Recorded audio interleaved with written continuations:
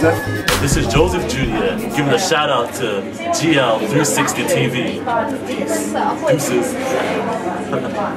Oh, you're JJ? Okay. Okay, hi guys, here with us we have Joseph Senior and Joseph Junior. Okay, this is father and son. Okay, so tell me, Joseph Junior, what you got your award for? Well, I got my award for doing a poetry competition called Up My Street, and I entered in my poem called I Settle for Coriander, which is about food, a poem about food, which I wanted to show food can unite people in different communities. So I'm really happy that I won the award because I did put some time into the poem, and I'm really happy that I won. So can you remember your poem? I've actually got it. Okay, you get that for us and you can read it for us in a minute, yeah? Okay, and father, hiya, so you've got an award for being a great parent, correct? Yes. And you've just been supporting him. I have been. Can you tell me about that? Well, I've always supported Joseph in whatever he endeavors to do. Yeah. You know, I'm very proud of him. I appreciate what he's done. He's been writing poems for quite some time, which I try to encourage him to produce a booklet. Yeah. And you know that I'm here tonight to support him. And I'm proud that I got an award as a parent who supports his child, and I do appreciate it today very well. That's good and that's lovely because not many black males have their fathers around to support them, but you've got yours here for you and is here to support you, and he says that whatever you've decided to do, he's just encouraged you and been behind you, and that's a nice thing as a father, and I'm glad that you've been there for him, and you do deserve that reward. You can tell us about your poem. Okay. Joseph's got his poem.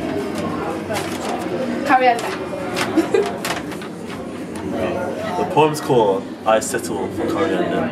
Okay. They say variety is the spice of life, but I settle for coriander. When it's lovingly added to my mother's pot, there is nothing grander. Don't tell me you haven't trudged home from a hard day of college, and that strong aroma of home cooking licks your nostrils, caresses your taste buds, and like me, hastens your footsteps to that front door. This is something that I adore. It's strange, however, when there are multiple scents and conflicting fragrances, battling for the attention of my stomach's cravings. The next door neighbor fixing up that baked chicken, creatively remixed by my aunt's rendition, featuring curry powder and seasonal. You think to yourself, everyone's a winner, and the rivalry is calmed till tomorrow. For I know each wooden door disguised in paint and metal locks in another world, and my nose is the key that unlocks the mysteries. Secrets that change behind every four walls and are embraced by each stride of my Nike shoes. Unity through cuisine. It is no mean feat, but if you're ever doubtful, just come and take a walk down my street. By Joseph Marston. That's lovely. That's lovely. It really is. That's a really good poem. And do you like cooking? I like eating. Okay, not the cooking part, but the eating part. Okay, you sound really passionate the way you emphasise within your voice. That's really lovely. It is a winner's poem, and I'm glad you've done it. So tell me, what are you going to do with your poetry now?